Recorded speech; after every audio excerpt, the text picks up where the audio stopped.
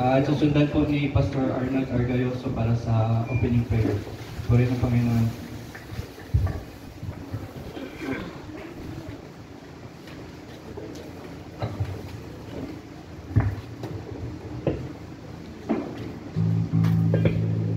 Pagpalang araw po. So muli po, sama-sama po tayo magbigay papuri at pasasalamat kay Lord. Sama-sama natin ihayag ang kagalakan natin at pagmamahal ni Lord sa atin. Kaya naman po, magkamayan po tayo at magkamustahan habang kumakanta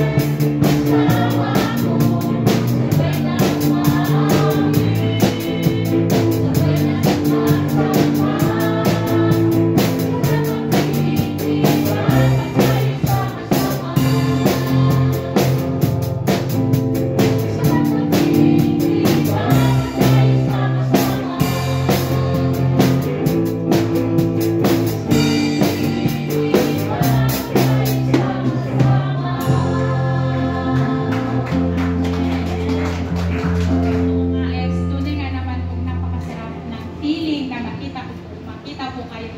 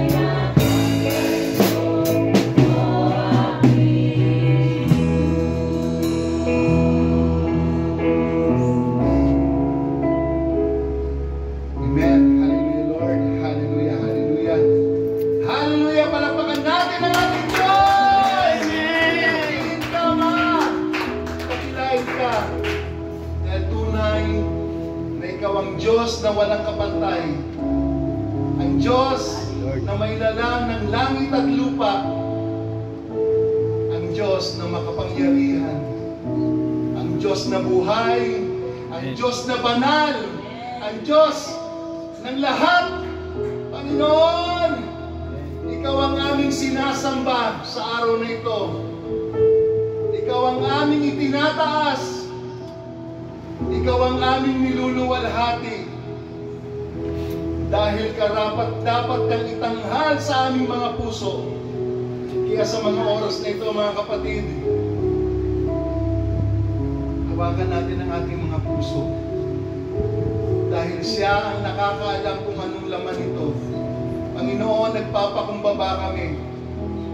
Wala kaming maitatago. Wala kaming maililihim sa iyo.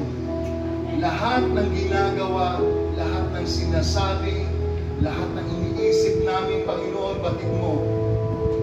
Kaya, Lord God, kung ano mang nasusumpungan mo sa aming mga puso ngayong araw na ito, hinihingi namin, O Lord, ng kagpatawaran. Humihingi kami ng kalinisan, O Diyos. Dahil tunay, O Lord God, pinamumuhian mo ang mga kasalanan na aming nagagawa. Kaya sa mga oras na ito, mga kapatid, hihingi natin, inulog natin lahat ng ating mga pagsalangsang sa ating Panginoon. Lord, Ikaw ay mahabagin. Ikaw ay mapagpatawad. Kaya sa mga oras na ito, Diyos, inaangkin namin ang kalinisan. Inaangkin namin ang kapatawaran na nagmumula sa iyo. Salamat, Panginoon, na Ikaw ang Diyos, O Lord God, na mapagpatawad. At nais po ninyo ang bawat isa rin sa aming Panginoon ay maging mapagpatawad din, O Lord. Alisin mo kami, O Lord God, sa puso na hindi nagpapatawad. Dahil sinabi nga po nyo sa inyong salita, kung hindi kami marunong magpatawad, hindi rin kami patatawarin ng aming Amang nasa langit. We release forgiveness sa mga taong nakasakit sa amin sa oras na ito, Diyos. Inire-release namin ang lahat, Panginoon, ng mga nagsabing hindi maganda sa amin. Pinapatawad namin sila, O Diyos. Salamat sa iyong mga salita, O Lord God. Salamat, Panginoon, sa inyong mga salita na patuloy na nakapagbabago sa amin, O Diyos. Na Ikaw ang aming papupurihan sa araw na ito. Na Ikaw ang aming pararangalan sa aming pagsamba. Na itong araw na ito, Ikaw ang maitataas, O Diyos. Walang laman na mapararangalan kundi Ikaw, aming Panginoong Jesus. Kaya, Panginoon, salamat, O Diyos. Inaangkin namin ang katagumpayan sa araw na ito. Na ang bawat isa'y pagpapalain mo.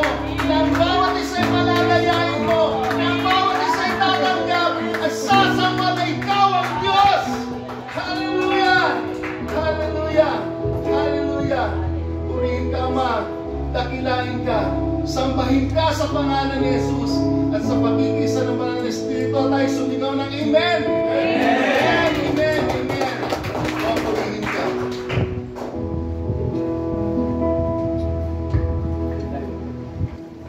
Amen po.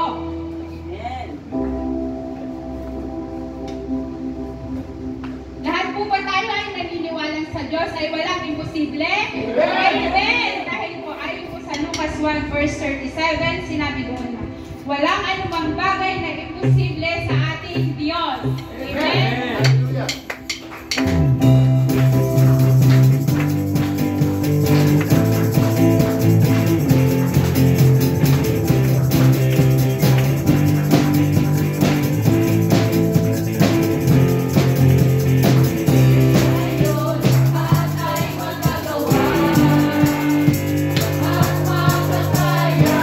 Kaya, karakas ang puro ikaw.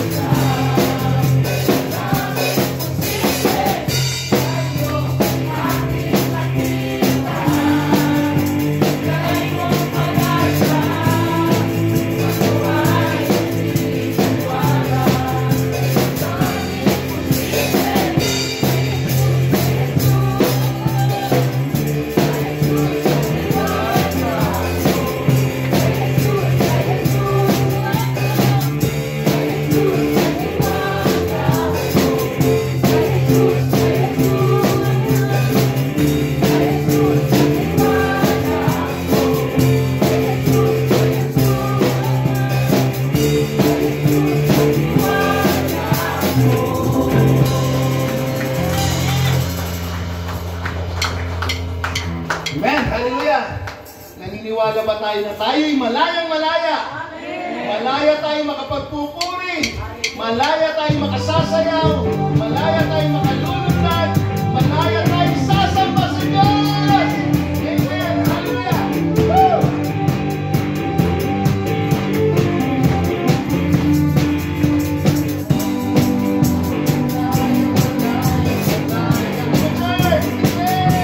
Malaya.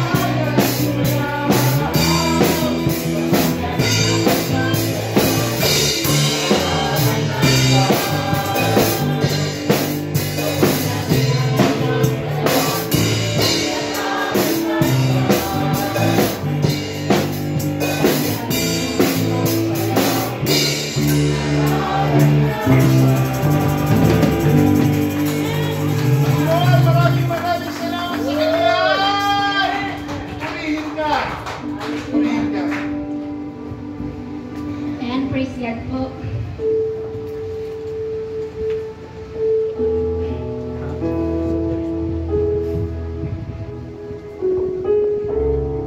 Habang tayo po ay umaawit sa susunod na kanta, alalahanin po natin na ang lahat ng pangako ng Diyos ay totoo at matibay. Sabi nga po sa 2 Corinthians chapter 1 verse 20, sapagkat ang lahat ng pangako ng Diyos ay natutupad sa pamamagitan ni Kristo. Ipagkatiwala po natin ang buhay natin kay Lord, ang mga puso po natin. Dahil siya po ay tapat sa kanyang mga salita at siya ay tapat sa kanyang mga pangako.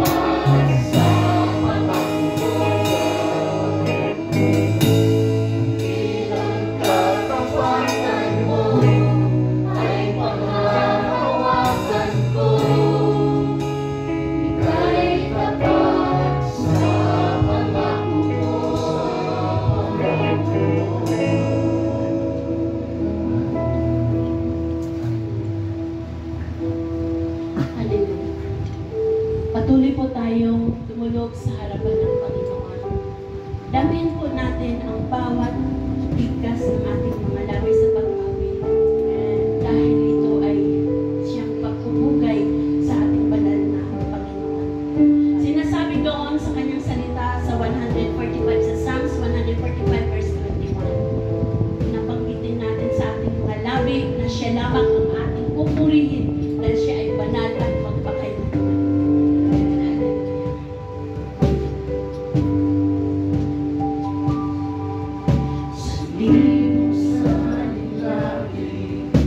Sumasamba sa iyo, ang awit ay papuring magagad.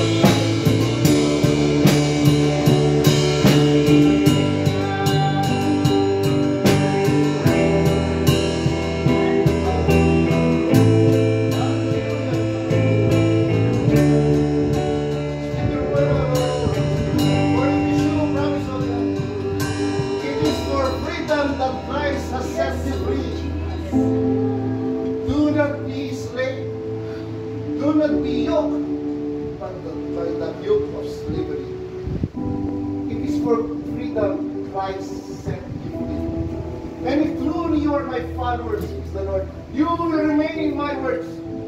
Then you shall know the truth, and the truth shall set you free. It is for freedom Christ set you free. Do not allow yourself to be again in yoke, enslaved, sin, poverty, of lies, of the devil, of this world, and of the flesh. Because Jesus set us free. And it is the yoke of slavery that the anointing of Jesus right now is breaking and freeing us.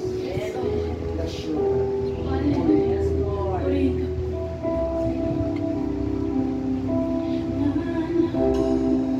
May nag-iisang ngalan, may dakila, O Diyos, walang kapantay. Lahat ng kaharian, lahat ng kapangyarihan sa'yo'y walang kapantay. Ang mga